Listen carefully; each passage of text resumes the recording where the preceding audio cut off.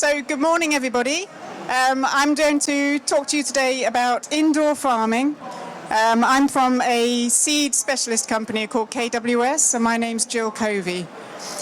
Probably best if I stand over here. So really, my topic for the day is indoor farming. Could it feed the world? I'll take you through what do we mean by indoor farming, and also is it realistic to say that indoor farming is the solution to feed the world? But then also, what positives can indoor farming bring as well? So just looking at what do we mean by indoor farming. So if we're talking about indoor growing, it can actually be on a whole range of low spec right the way to high spec. So of course, we have covered areas of fields where you could say that that's indoor farming in a way. Right the way through here, you've got greenhouses. If you look at the Netherlands in terms of the Westland area, there's a huge expanse covered in greenhouses there. So that's indoor farming in a way. But also we've got the vertical farming, of course, which has been spoken about very recently and has been developing at an incredibly fast rate. We've got glass houses themselves, so as well as the indoor side, they're very, very technologically advanced now. So also, there have been some very interesting ideas over the years. So on the left there, you'll see this is a very old picture. I'm not sure what year it's from, but vertical farming as such is not necessarily a new thing. Now, you might say it's slightly crazy to think of vertical farming in a glass house. I'm not sure quite how well this really works with this chap on the bottom who's going to get these plants out as they move up and down. But a very interesting idea from back in the day. There's also some other ideas. People have got a dome. This is for vegetable production. A circular system with lights in the middle. We have different cultivation systems as well, such as aeroponics here, so a mist, etc., where you can have the water and the nutrients. And then hydroponics. So in terms of indoor growth, there's been a massive increase in the use of LEDs, which I'm sure you know, even in your homes, that LED technology has been moving very, very quickly. And this has really enabled us to produce almost every single crop indoors, right the way through the life cycle. Previously, that was quite difficult. So if we look at some of the trends in indoor growing around, there's quite a lot of combination of perhaps having growth indoors and linked to a restaurant or some other production facility, etc., related to food. We'll obviously be able to collect a lot more data now and use artificial intelligence and other systems to control these indoor farms. This is actually a plant breeding company working on sugar beet, so Cess van der Haar, so they've got an indoor system as well.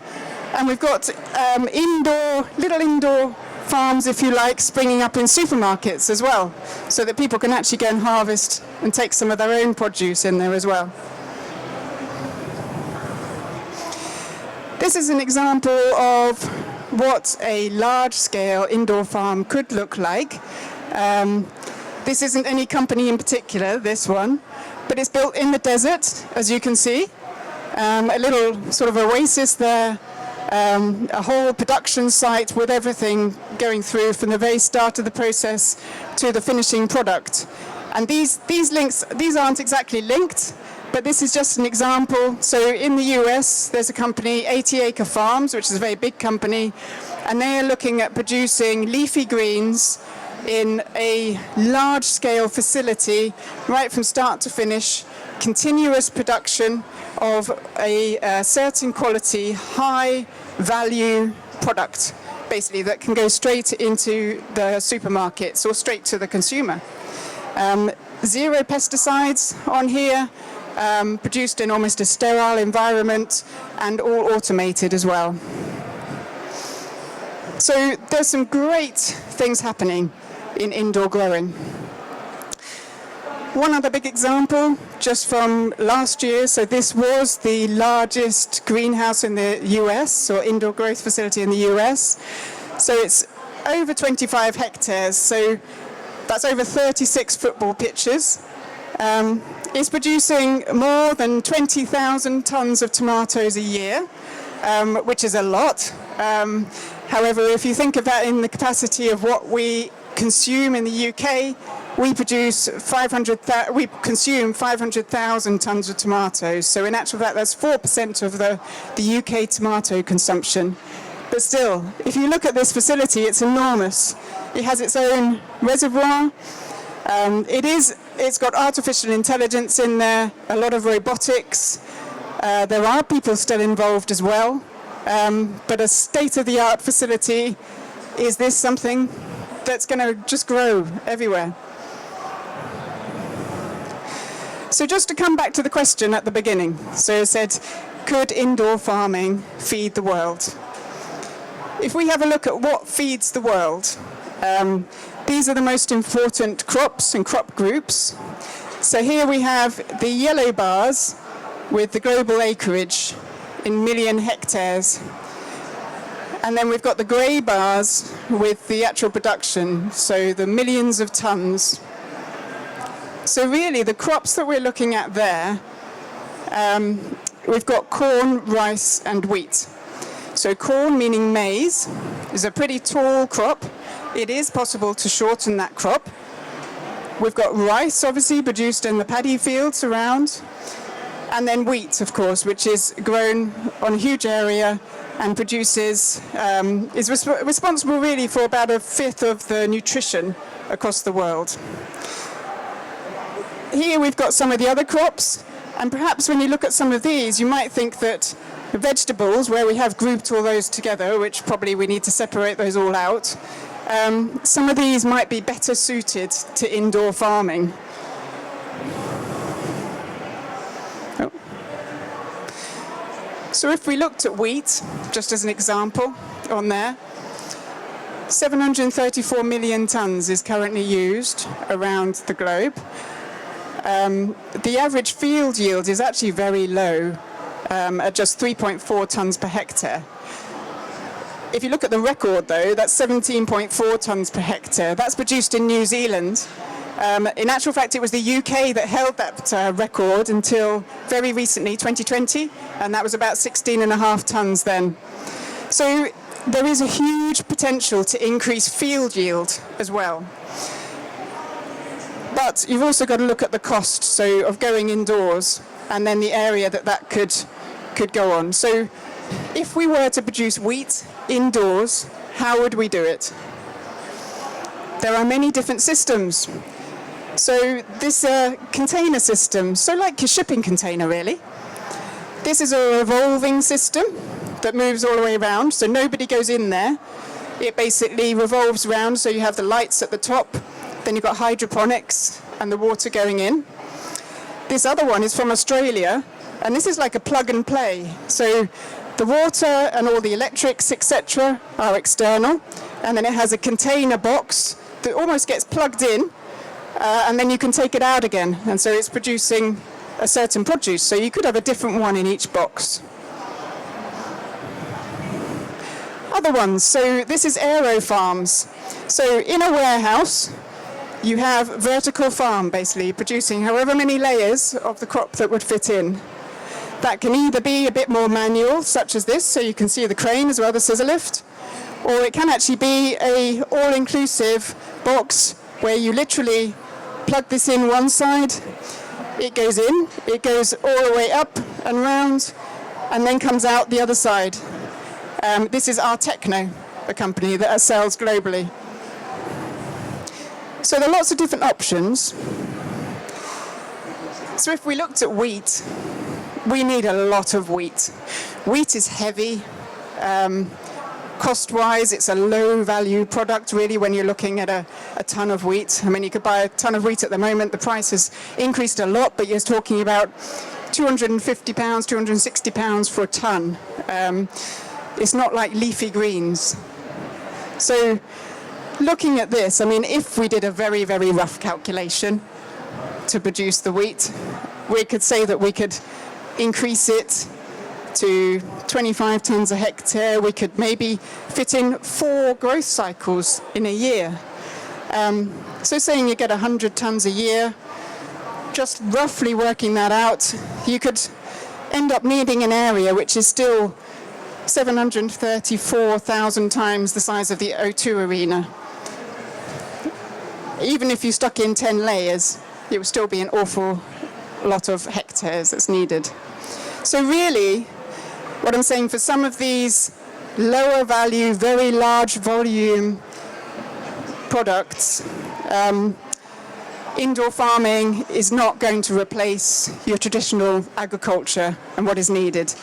So indoor farming does have some real positives though. It is really exciting in terms of all year round production. So you can do out of season production. So whether you do all year round or whether you just target the out of season is a possibility. It does reduce water consumption, which is a really good thing to have going forward, isn't it? Especially in those sites in the desert as well. Consistency. So if you're looking at the leafy green production there, they know that they're going to have exactly the same product coming out whatever time of year, whatever year, etc. For the supermarkets, that's a real bonus. The main problems, though, of course, are cost. Cost, and then you could also say logistics, handling of these, the produce coming out, which may be achievable with some crops, but not with others.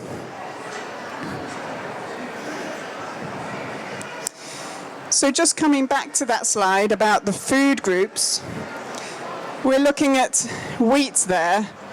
If we looked at wheat, if you looked at corn or maize, you'd kind of say that with the height of that crop, you can make most of these much, much shorter. So we already have dwarfing genes, and we had a presentation yesterday from Nick where he spoke about the evolution of wheat and how we've bred in dwarfing genes and it's got shorter and shorter and shorter. We could do the same, and in actual fact we could make wheat even shorter.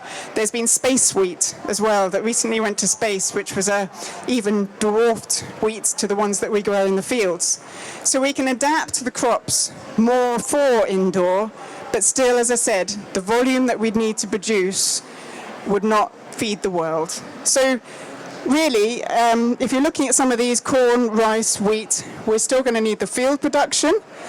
Some other high-value crops, so vegetables, as we know, we're all being told 5 a day, 8 a day, even more. So we could really push with producing more vegetables indoors and other high-value crops. Maybe that be not necessarily for food, but it could also be for medical products, etc. Cannabis, for example, is one of the ones who's really pushing the frontier in terms of indoor growth. There's a lot of money in that industry, and they're really, really pushing technology forward. So just to bring you around sort of to a message at the end, really, in terms of that, there is a huge potential. So here you've got leafy greens again, produced in these indoor farms. Both of these are actually produced in, currently, it was redundant bomb shelters from the World War II. So here in London, and also you've got some empty underground stations as well. And a lot of companies have set up small farms in there where they're producing microgreens or other leafy greens, herbs, and that's fantastic. You can also use the LED lighting to actually create different flavors as well. So there's a lot of potential in terms of doing something different, doing something niche, and then you've got an added value to that and a really high value product that's of high quality as well. LEDs, of course, they are continuing to advance even further. They're getting much lighter, more efficient. In terms of buildings above ground, you could end up with something like this, where you have 10 layers or less in here with an outdoor facility, which could also have a public viewing area, etc. So trying to actually get people interested in what's going on in terms of farming of the future. But there's a huge potential in terms of using indoor farming for specific activities, crops, etc. I mean, even for us as a plant breeding company, KWS, we could use it because it produces consistency and reproducibility. And so that is really important to us, because when we're trying to test new varieties coming through, if it's constantly changing in the environment, that can be a good thing to test them, but also it also requires reproducibility from year to year for some of the experiments, and that's what we can get from indoor farming.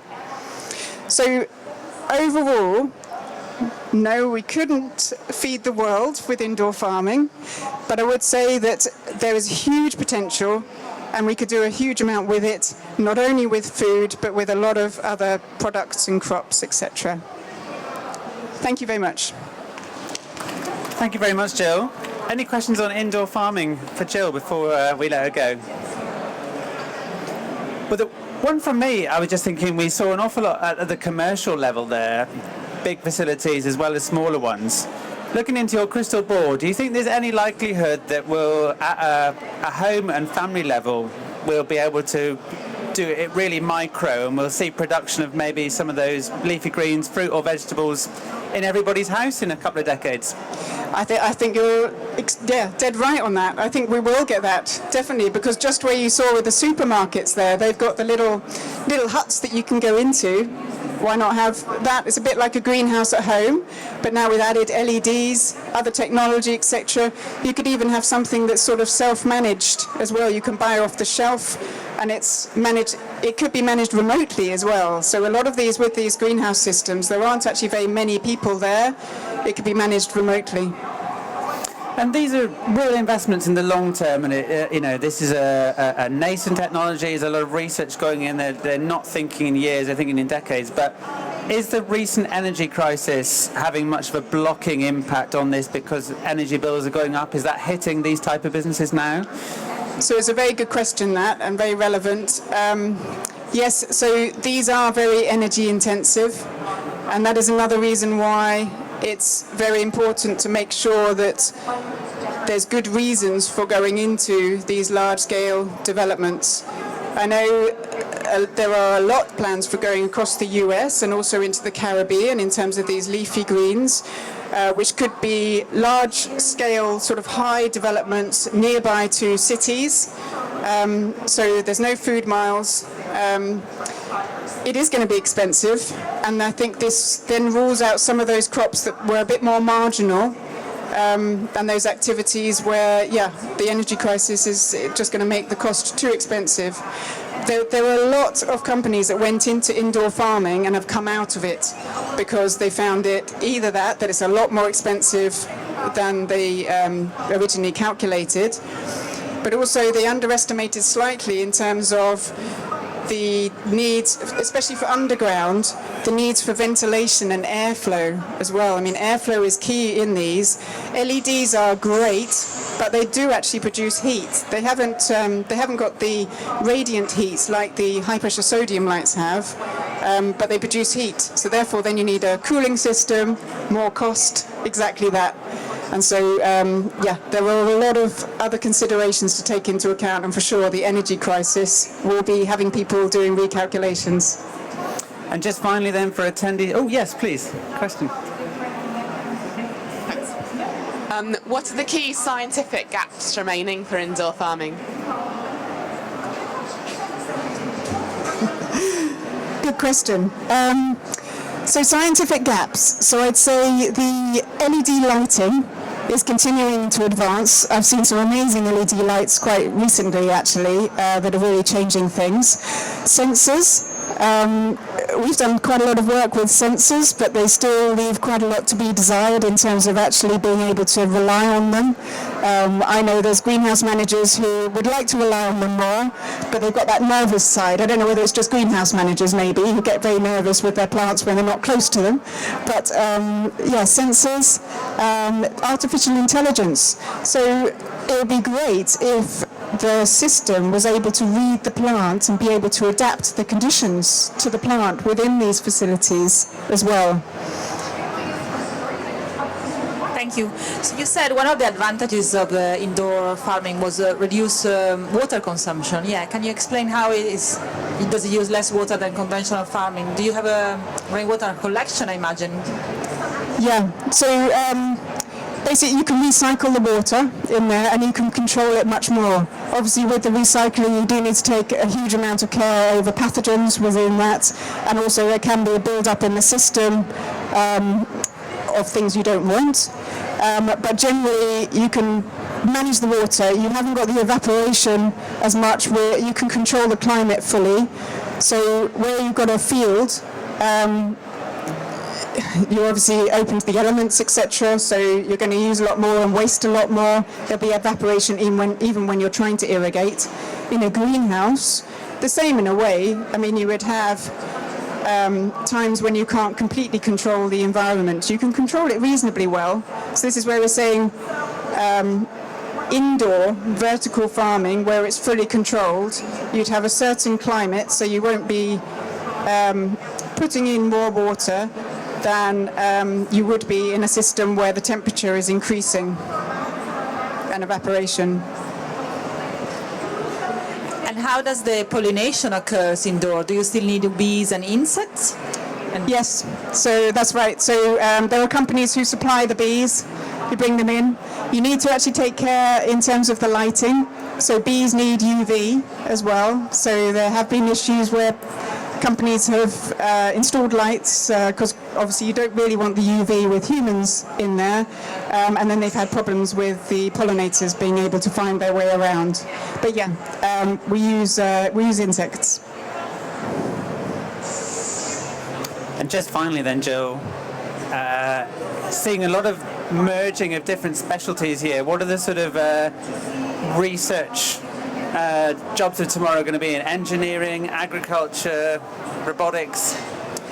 All of those, yeah. So there's a lot in terms of the technology. So this whole artificial intelligence side, the data side. It's really interesting actually, because years ago, going around and talking to LED manufacturers, they sort of say, well, what do you want? We can make whatever you want. And we're saying, well, we don't actually know what we want, because what does the plant exactly want? So this comes to your question as well. More research is actually needed in terms of what the plant actually wants. I know they talk about the photosynthetically active radiation curve, so the Mercury curve, but they talk about that should be extended. So this is where a lot more research is needed into the particular crops, particular activities. There are a lot of open questions. And in terms of careers, yeah, the whole data side, technology side, the machinery. So some of I had other info, I didn't put it in, but we've got all the automation in terms of these vertical farms or even a greenhouse layout. We've actually been looking at logistics companies because they have this. I mean, if you look at an airport, for example, in terms of all the baggage and how that moves around, you could use that for plants as well. And there are companies in the Netherlands who are using that. So huge area. So the plants themselves, plant physiologists, we need, potentially logistics, engineers, climate specialists in terms of the air conditioning, which is a huge part of it, the airflow, fluid dynamics, that side. The breeders as well, so with the varieties, because you tend to then say that particular varieties would match the conditions for indoor, so it would be a slightly different part of the breeding program as well. Huge potential. We could probably pick any profession in a way it would be needed. Well, you know it's exciting when we don't even know all the questions to ask it, let alone the answers. Jill, thank you very much for your time this morning.